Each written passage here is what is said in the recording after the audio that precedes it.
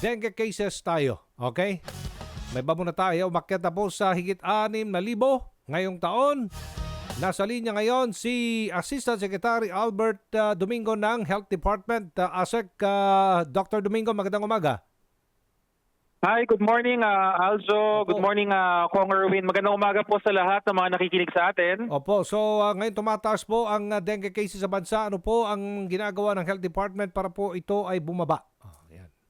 Yes, no, nakikita natin na nagsisimula ng ang ating 4S na strategy. Yun talaga yung sagot talaga at this point in time. Una sa lahat yung ating search and destroy. It has to be coordinated efforts po with our local governments. At pag sinabing coordinated, hindi pwedeng isang beses lang na pupunta doon tapos pagkatapos ng cleanup drive tapos na.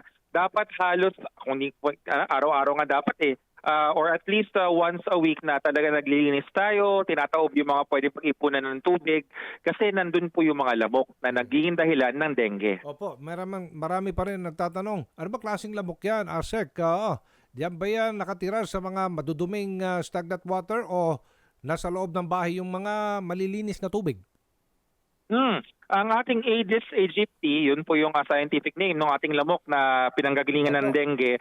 Siya po ay actually mas pumipili ng mga malilinis sa tubig. Oy. Kaya napakahalaga po na, thank you for asking the question, yung mga pinag-iipunan ng tubig ulan na ating pangdilig o kaya yung mga nasa loob ng florera, yung mga flower vase na malinis, doon po na mamahay yung ating mga Aedes na lamok. Nako, oo, sus, delikado pala yan. Oo. Ano po ang maaaring gawin po ng ating mga kababayan? Pwede ba silang kumain ng dahon daw ng sili? Ano ba ito? May mga ganun mga tawa-tawa. Okay. Oo. Tama Yung mga walang sama na masarap yan. Ang dahon ng sili linalagay sa tinola, di ba? Masarap yan. Pero hindi ho natin siya dapat gawing kumbaga siya lang ang gamot para sa dengue kasi hindi siya gamot. Huwag nating iaasa ang ating buhay, ang ating kalusugan pagdating sa dengue sa mga dahon ng sili or sa labuyo or sa dahon ng papaya, tawa-tawa, pito-pito. Kasi wala po tayong pruweba na sila yung tunay na lunas. Importante pa ho kumonsulta ng maaga sa ating doktor para kung kailangan man tayong mabigyan ng swero, hydration, magagawa po agad. Abiso na lang sa taong bayan, lalo tag-ulan na. Posible ang pagdami nga ng mga sakit gaya ng dengue at anong mga sintomas po nito para po tutungo na sila sa ating mga healthcare centers. Yes, thank you, Aljo. No, nakikita natin ang ating sitwasyon ngayon, tumataas na ang bilang ng dengue.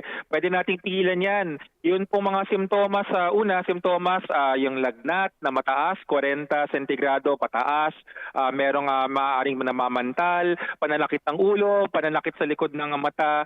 Pwede rin po palang walang simptomas ang dengue. Kaya importante na kumonsulta sa ating doktor kung meron tayong hindi nararamdaman na tama sa ating katawan. Pero bago pa man tayo kumonsulta, dapat talagang mag-search and destroy na tayo ng mga pamumugaran ng ating lamok. Lahat ng tubig na kahit malinis yan, takpan po para hindi siya itlogan ng lamok. At number 2 sa 4S natin, use self-protection. Yung pong mahahaba na manggas, pantalon, in na in po yan ngayon. At yung ating mga mosquito repellent, gamitin din natin. Alright, maraming salamat ASEC Albert Domingo. Good morning po. Good morning!